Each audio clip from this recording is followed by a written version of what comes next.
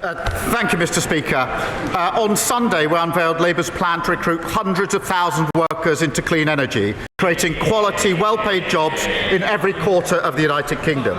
On Monday, we announced the new V-level qualification to make sure every young person has the skills to realise their potential. On Tuesday, our first ever regional investment summit in Birmingham secured £10 billion in investment, and today we're announcing tough new penalties to end the scandal of pollution in our rivers and seas. Mr. Speaker, that's national renewal with a Labour government. Mr. Speaker, yesterday I met Claire Throssell, who is here with us in the gallery today. Her two young sons, Paul and Jack, were murdered 11 years ago this week by her abusive ex-husband after a family court ordered he should have unsupervised contact with them. Claire's bravery and her campaign is humbling. And today, I'm pleased we can announce that we will repeal the presumption of parental involvement, putting children's safety first. Yeah. This morning, I had meetings with ministerial colleagues and others, Mr. Speaker, in addition to my duties in this House. I shall have further such meetings later today. Dr. Ross-Savage. Thank you, Mr. Speaker, and I would like to associate myself with the Prime Minister's sympathies extended towards Claire and commend her on her bravery. Mr. Speaker, I regret to inform the House that yesterday there was a very, very serious breach of national security when my PMQ was photographed heading into number 10 through a transparent folder. However, the nation can rest easy. On this occasion, no state secrets were revealed. However, it does make me wonder whether this government can be trusted with a digital ID scheme that is mandatory in all but name. Can the Prime Minister...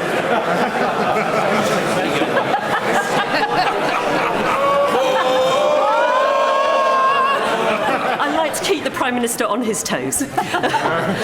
Will the Prime Minister reverse this misguided scheme, or will he persist with a plan that makes all of our personal data vulnerable to hacks and attacks? Yeah. Prime Minister.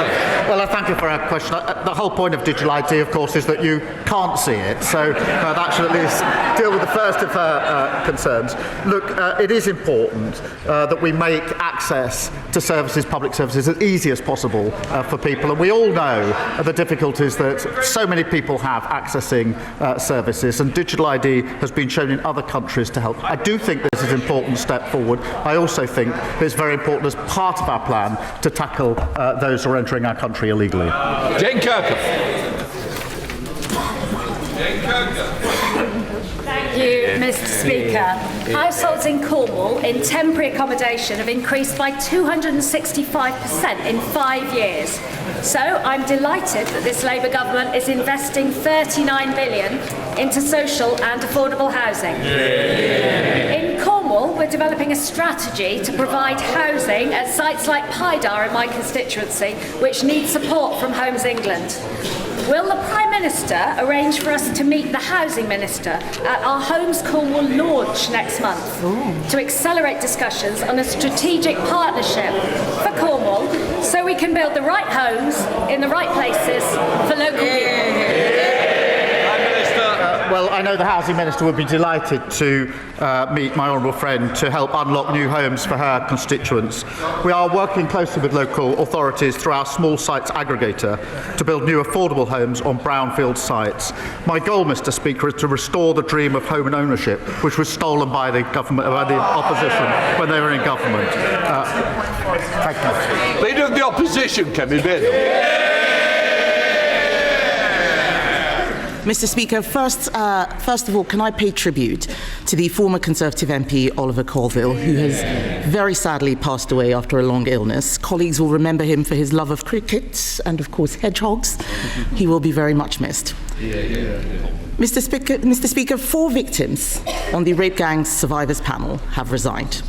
And they've resigned because they've lost all confidence in the government's inquiry. So I'm giving my first question to one of them, to Fiona. She said, being dismissed and contradicted by a minister when you're telling the truth takes you right back to that feeling of not being believed all over again. Fiona's question is simple. What's the point in speaking up if we're just going to be called liars? Prime Minister. Can I thank her for raising that on behalf of Fiona, and let me give Fiona and the House my answer, Mr. Speaker, because the grooming scandal was one of the worst scandals of our time. Women and girls were abused and exploited by predatory gangs of men, and survivors have been ignored for many years, including by the state that, of course, is supposed to protect them. My vow to Fiona and them is that this national inquiry will change that. I do acknowledge that in recent days some members, including Fiona, have decided to step away from the panel. I say this, Mr. Speaker, should they wish to return, the door will always be open. But even if they do not, we owe it to them and to Fiona and to the country to answer the concerns that they have raised. The inquiry is not and will never be watered down. Its scope will not change.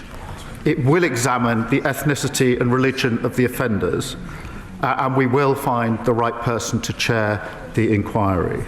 I can tell the House today, Mr. Speaker, that Dame Louise Casey will now support the work of the inquiry, and it will get to the truth.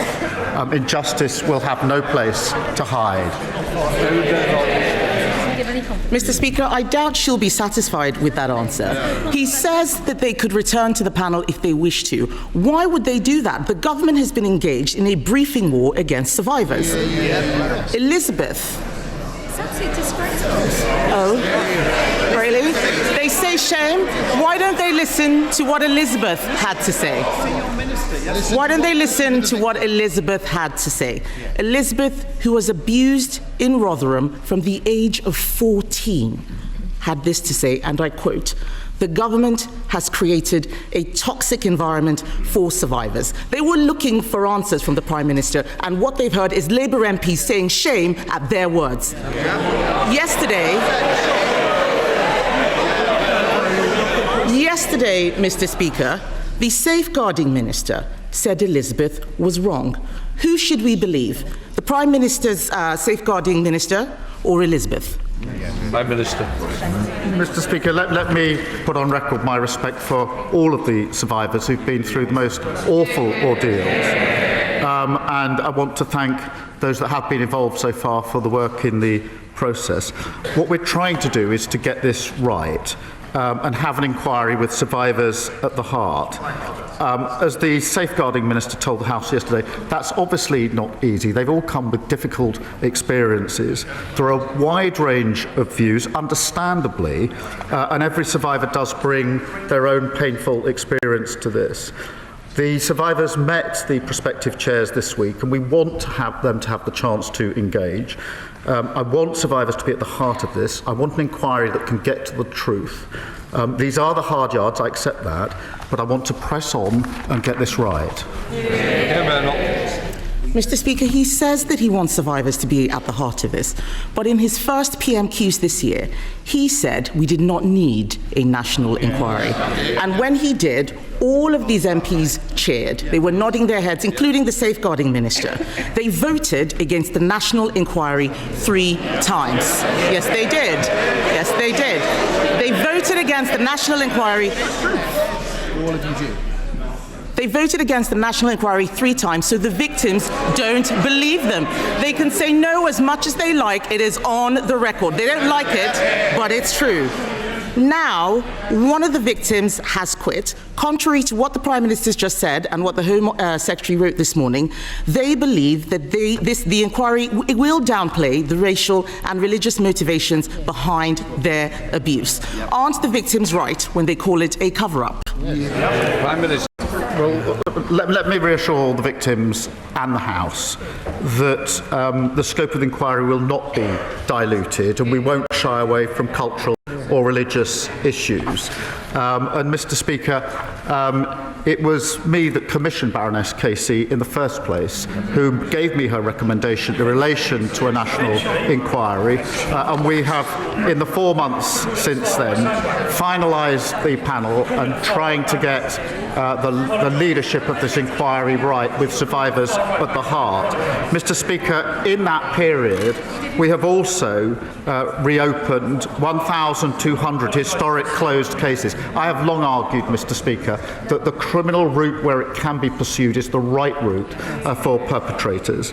We've introduced mandatory reporting of child sex abuse. I happen to think that is a vital safeguard. I've been campaigning for that for over a decade. I asked the last government to introduce it, and that fell on deaf ears. And that mandatory reporting of child sex abuse is something each and every one of them voted against earlier this year. And we've given victims and survivors the power to seek an independent review of their cases. But, Mr. Speaker, in relation to this inquiry, I want to go as fast as we can to get the justice that is deserved. I want to ensure survivors are involved in that. And we're balancing the two to get this right, and I'll continue to do so. Mr. Speaker, he's talking about mandatory reporting. I will remind him what Fiona asked. What is the point if the victims aren't going to be believed? What would be the point of mandatory reporting? All of this is happening now. All he's saying is because 4 of those victims resigned from the survivors panel. If they hadn't done that, they would have continued with the watering down, which we all know that they were carrying out. So yes, the victims are right to be worried. He also talked about looking for a chair. It has been 10 months since we first called for a national inquiry. 10 months. It is shocking that they still do not have a chair. One of the final 2 candidates, Mr. Speaker, has pulled out, leaving a former police officer that the victims don't want.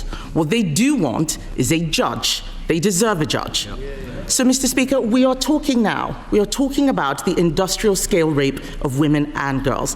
Unlike most of the inquiries going on, why is it that this inquiry doesn't deserve a judge? Prime Minister. Can I answer that? It's a serious point, Mr. Speaker, because whether it should be judge-led was looked at by Louise Casey, and she decided against that for a reason, and her reasons were twofold. I'll spell them out.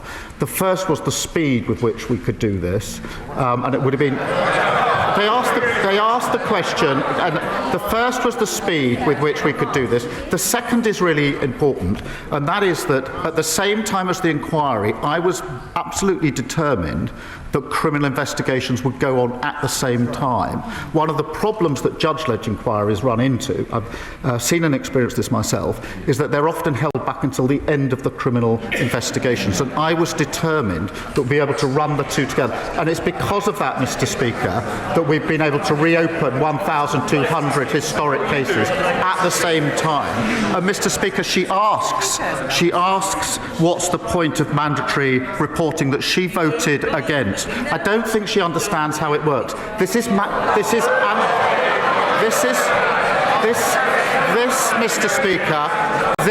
Speaker, is mandatory reporting of those that have had allegations made to them, and there's clear enough evidence they've then not passed that on. That is a fundamental problem in the system. That is why we've changed the law. They should hang their heads in shame for having voted against that vital protection.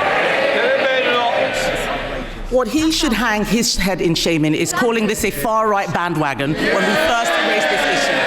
The future deputy leader, we all know who's going to win, called this a dog whistle. What we need to think about right now, Mr. Speaker, is the victims. It is the survivors. I spoke to one of them yesterday. Let's remember, these are victims who waived their anonymity, an incredibly difficult thing to do. And they believe that the safeguarding minister has lied to them and about them. One of the survivors has said, and I quote, "Jess Phillips needs to be removed because I don't think her conduct during this has been acceptable for the position that she holds." That is, those aren't my words. Those are the words of a survivor. It is a shame that Labour MPs are drowning that out. The member for Birmingham Yardley has clearly lost the confidence of the victims. Does she still have the confidence of the Prime Minister? Can I just say that, Prime Minister? Using the internet without a VPN, a virtual private network, is a bit like taking to the road without car insurance. All it takes is one unlucky moment to cost you a lot of cash. This video's sponsor is Private Internet Access. They are the VPN to help keep you safe. Click the link in the description below to find out why over 30 million people have downloaded PIA to protect themselves online. A virtual private network is an app that hides your IP address and helps keep your data private. When you're browsing the internet at home, you give up a large amount of data to businesses, to shops, and indeed to social media giants too. Hackers have the ability to steal your personal data with ease, including sensitive information such as passwords, keystrokes, and even your personal photos. Private internet access helps protect your personal data by encrypting your internet connection to keep your data out of the hands of cyber criminals. And it's not just hackers either to be concerned about. Information can be censored too. When Canada passed their C18 bill, social media giants decided to ban news content on their platforms. But PIA can protect your ability to consume the news and content you love. Private internet access is available for Windows users, Mac OS, Android, Linux, iOS, and you can use one PIA subscription to protect an unlimited amount of devices. And we've got a huge GB News discount for you too. Click the link in this video's description and you'll get a massive 83% off PIA. That's under £2 a month, the price of a coffee, and you'll get an extra 4 months completely free on top. Also, there's a 30-day money-back guarantee too. Visit piavpn.com/GB News to start protecting yourself digitally today. Even if we are quoting somebody else, we shouldn't quote it because it's a direct allegation against a member of this House. So I'm sure that that's not what was intended, Prime Minister.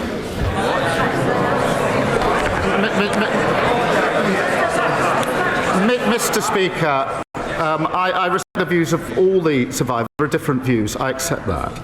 But the safeguarding minister, I think, has probably more experience than any other person in this House in dealing with violence against women and girls. Alongside her will be Louise Casey. These two individuals, Mr. Speaker, have spent decades standing up for those who've been abused and sexually exploited. And I absolutely think they're the right people to take this forward. Mr. Speaker, she doesn't have more experience than the survivors. The fact is, just a few weeks ago, he was standing there telling us he had full confidence in the best friend of a convicted paedophile. So it is no surprise that people have no confidence in what he is saying.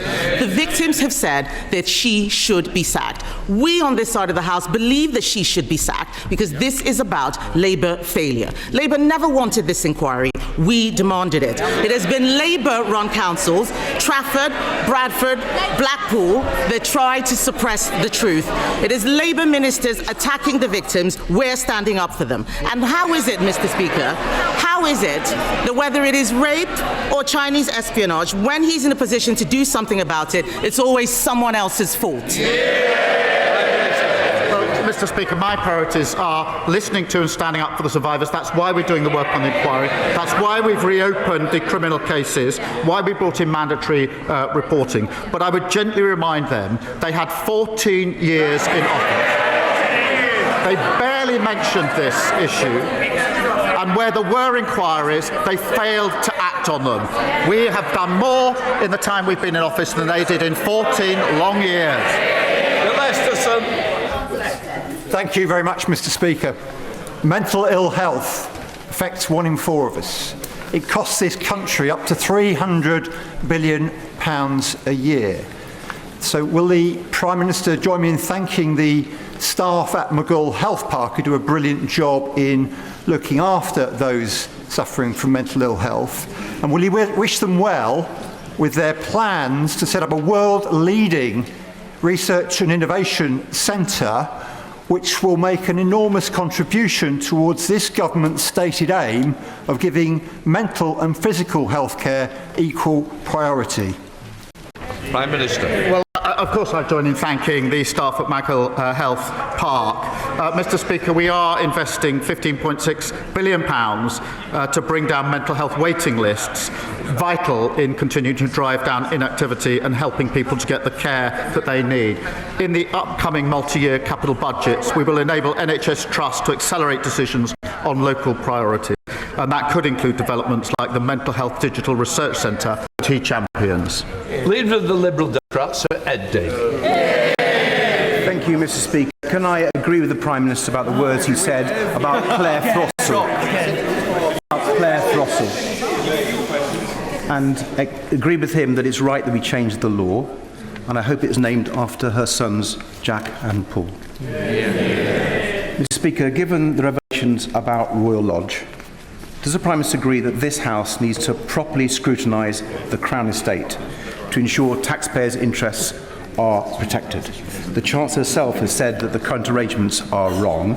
So will the Prime Minister support a select committee inquiry so all those involved can be called for evidence, including the current occupant? Prime Minister. Well, it's important in relation to all properties, Crown properties, that there is proper scrutiny. I certainly support that. Sir Ed Davey. Well, Mr. Speaker, I hope the House can look at this properly and all people can be summoned to the relevant committee.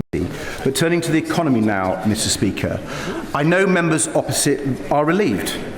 They are finally allowed to say the Conservatives' Brexit deal is a disaster.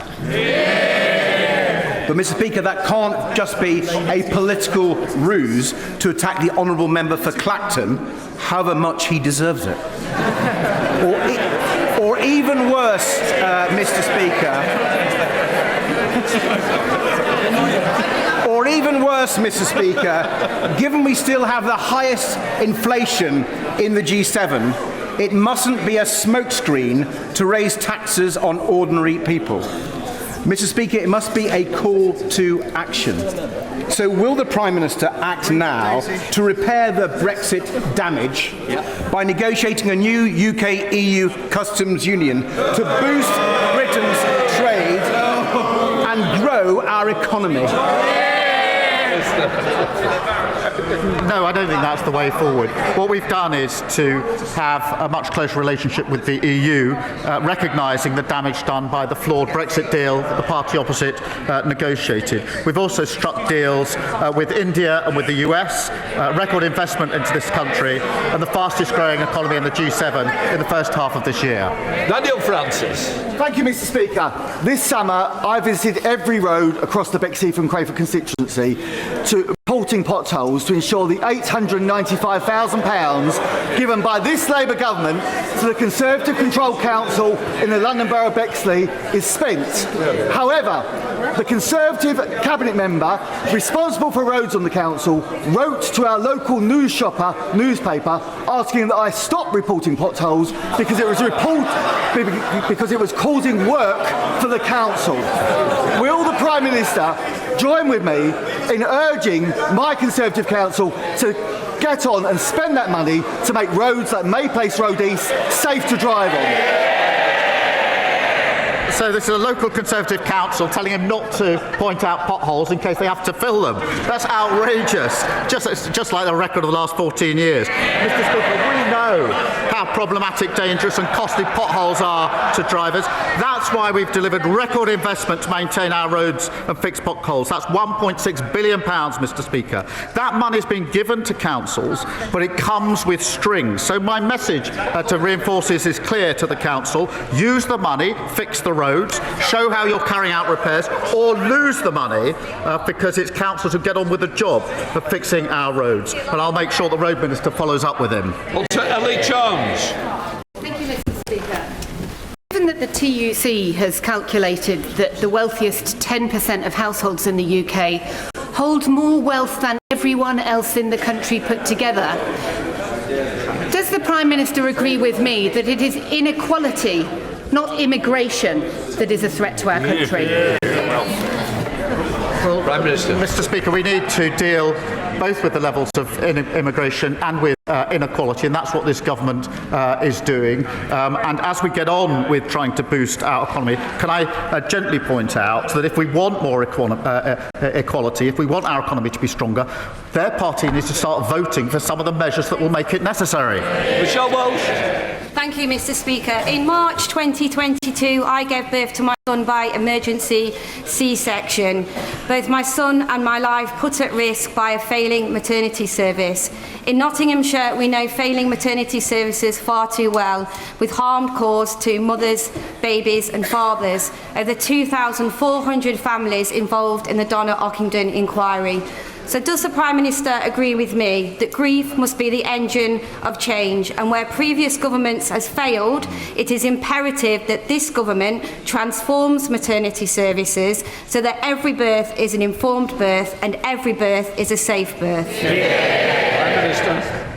Well, can I extend my gratitude to my honourable friend and for all of those who spoke for their powerful and moving stories in the baby loss debate, I think, on Monday, Mr. Speaker. And I can assure her, I was actually at the Pride of Britain Awards on Monday night, and very many people came forward to me having heard some of the speeches from this House, particularly the personal testimonies. And so those stories really did have power in making the argument. We do need to fix what needs fixing, so we'll fix the maternity services, improve safety and make sure every mother is heard and gets high quality care, Mr. Speaker. Mr. Speaker, my constituents have so many questions they'd like to ask the Prime Minister, but I'll settle one today. Can the Prime Minister define when grey belt is really grey? Well, Mr. Speaker, let me give a simple example. We had an example of green belt, which was in fact a car park where building didn't take place, and non-green belt, which was an open playing field where building did take place. That doesn't make sense to me, and that's why we've got the policy we have. Thank you, Mr. Speaker. 12-year-old Millie Blair from Oundle, who joins us today in the gallery along with her mum Gemma, her sister Jessica and her dad Gordon. On Millie's 11th birthday, she was diagnosed with a rare bone cancer, which led to her leg being amputated. Millie attends Prince William School but cannot access the lower playing field because the slope is too steep. Her parents, the school and I have asked the East Midlands Academy Trust to put in a ramp. They've refused, claiming they are not subject to certain parts of the Equalities Act. Would the Prime Minister agree with me that the Trust has an absolute moral obligation to make these adjustments so that Millie can have full access to all of her school so she can play and thrive with all of her friends? Prime Minister.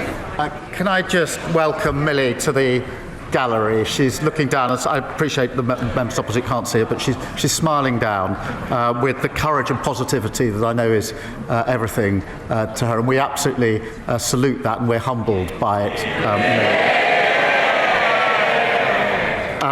In relation to the decision, Mr. Speaker, I really do find it hard to understand how a school trust could make a decision like that in relation to the ramp.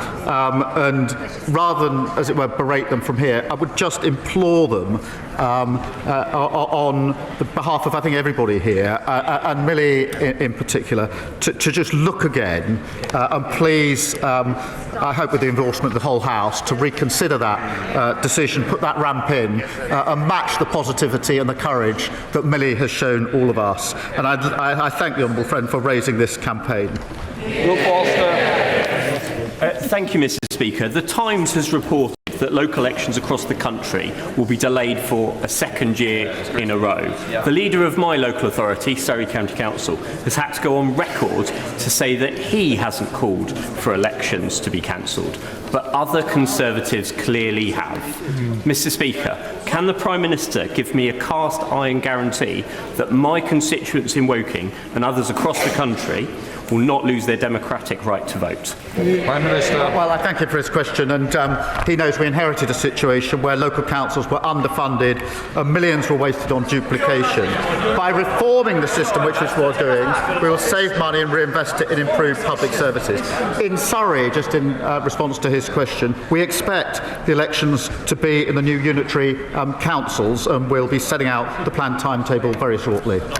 Alan Strickland. Thank you, Mr. Speaker. Central to growing our economy is delivering major events that drive footfall and investment. So does the Prime Minister share my disappointment that since Reform took over the running of Durham County Council, they've slashed funding for Durham Pride, which brings in 20,000 people a year? So they can't cope with accountability, Mr. Speaker. They have cancelled the Lumiere Festival, which has brought nearly 1.5 million people into County Durham since it started. Undermining businesses, undermining the communities. Would the Prime Minister agree that if Reform can't run one county council, they certainly can't run Scotland, Wales or our United Kingdom? Well, he's absolutely right to point out, as voters in Durham can see, what you get if you vote Reform is total chaos and broken promises. Mr. Speaker, councils have a vital role in our communities, and it's not just Durham where Reform are doing real. I think 4 councillors in Kent have just been suspended for bringing the party into disrepute. I mean, that is, bring the party into disrepute is quite something for a party whose Welsh leader accepts Russian bribes to spread Putin's propaganda. So actually false. Mr. Speaker, Western Hospice Care provides an invaluable service for my constituent with a terminal illness. The hospice now faces an increased bill for national insurance charges of £139,000 a year as a result of the Chancellor's jobs tax. Now, the Prime Minister will know that the money he's announced for capital expenditure can't be used for day-to-day running expenses. He will know that the money he's announced for children's hospices won't benefit Western Hospice Care. So what help can he offer Western Hospice Care as they struggle under the tax burden imposed by his government? Mr. Speaker, we're putting in the support that we can for hospices, and of course the money that we put aside at the budget for the NHS is absolutely crucial in relation to that. The NHS was underfunded for 14 long years. We've now put the funding in to allow the NHS to do the work that it needs. Mr. Speaker, December will mark the 10th anniversary of the Storm Desmond floods that devastated my Carlisle constituency and forced thousands of people from their homes. Despite promising us new flood defences, previous Conservative governments left them unfinished. With climate-related rainfalls forecast to increase in the North West over the next decade, does the Prime Minister agree with me that the climate change sceptic policies peddled by some of the parties opposite are both reckless and dangerous, and will he assure the people of Carlisle that this Labour government will defend our great border city? Prime Minister. Mr. Speaker, she's absolutely right that the Tories left our flood defences in their worst state on record, and we, of course, are building them up again, investing over £10 billion to protect homes and businesses, and we've delivered over 150 flood schemes in our first year, and I want to see this progress even more rapidly. My honourable friend is a superb champion on this issue. We provided £300,000 to complete a feasibility study for stronger defences in her constituency. Chairman Hall. As last week's urgent question highlighted, Jahoots, the pharmacy non-provider, is effectively de facto bankrupt and possibly even insolvent too. Last week we discussed at great length the impact that is having on patients securing their prescriptions. It is now becoming increasingly evident that staff, whilst are being told by HMRC is being told by Jahoots they're being paid, are not. Lana Gulston and Blake Horwood in my constituency haven't been paid since the 18th of July. They are resorting to the kindness of friends and the support of food banks to make ends meet. The Minister, the member for Aberfan and my Steg, is doing fantastic work to try to drive forward modernisation of the regulations. But this is now impacting the work of the Department of Business and Trade, HMRC and DWP. Could I urge the Prime Minister to convene those 3 departments alongside the DOHSC to secure a better deal and a fair deal for patients, but also for those who are currently employed and trapped in employment, not released by being made redundant, but are not being paid? Well, can I thank him for raising this really serious issue, as he's done on a number of occasions, because it affects constituents of his, but also across the country. And it's simply unacceptable that customers and staff have been so badly let down. I know he will be meeting the relevant minister, but just let me update him here and now in a couple of respects, because officials are currently reviewing whether the Integrated Care Boards and the General Pharmaceutical Council need additional powers to address pharmacy businesses that do not play by the rules. and I think that's exactly the point he raises. That could include powers for the councils to go after business owners in addition to the pharmacy professionals. There'll be more detail when he has his meeting, but I thought it helpful to give those two indications. Thank you, Mr. Speaker. Well over 1,000 youth clubs have closed in this country since 2010, with a huge negative impact on our young people. This is despite the fact that youth clubs have had a long positive history in this country for helping young people to mature in a healthy fashion. In particular, FAB clubs help disabled and non-disabled people to build friendships in an inclusive environment. The FAB charity are here in Parliament later today to gain support for their work. So can I ask the Prime Minister to commend the work that they do, and can I also ask him to consider how best to support the youth club movement to help the next generation of young people grow into well-adjusted adults? Well, can I thank my honourable friend for his question? He's a credit to his community. I know firsthand he's done so much hard work to help heal, to rebuild, and to look to a brighter future for Southport. Can I welcome FAB Charity to Parliament? They do fantastic work, Mr. Speaker, to help break down barriers. And I'm proud that Labour is backing our youth clubs with £30 million of grant funding, doubling the numbers of youth hubs and providing a youth guarantee with earning or learning guaranteed for our young people. Our national youth strategy will be set out in the autumn. Rebecca Smith. Mr. Speaker, last week I invited the Prime Minister to match the Conservative pledge to scrap business rates for our high streets. However, he declined. Instead, he pointed me towards the small business strategy. Since then, businesses have been in touch to tell me that this strategy will make little or no difference to their future. With 14,000 high street businesses expected to close this year alone, and with retail businesses in my constituency facing a doubling of their business rates, when will this Labour government deliver on its commitment to reduce business rates, given that they are unprepared to accept our policy of scrapping them altogether? Mr. Speaker, our small business plan was drawn up with small businesses. I sent her a copy online. I hope she shared that with 3,000 small businesses in her constituency. They show what we're doing. Well, we're reflecting what they asked us to do before they shout rubbish. This is what they asked us to do. £1 billion of additional lending to small businesses, £3 billion extra for small businesses to scale up, dealing with late payments with the biggest reform for 25 years. Alex Mayor. Thank you, Mr. Speaker. As Britain faced peril in World War II, Winston Churchill took a radical step. He changed the clocks to shift extra daylight into the evenings. As the clocks go back this weekend, would the Prime Minister take a look at the evidence on trialling Churchill time again to cut carbon, reduce bills, improve road safety, boost the hospitality industry, and be the Prime Minister who will brighten up all of our lives? Prime Minister. Well, I thank her for her question, and we'll look at the relevant material. Thank you, Mr. Speaker. Many in Glastonbury and Somerton are forced to travel hundreds of miles to see an NHS dentist, or suffer in agony, or fall into debt to pay for private treatment, or turn to DIY dentistry, like Jennifer, who extracted 2 of her teeth over the weekend.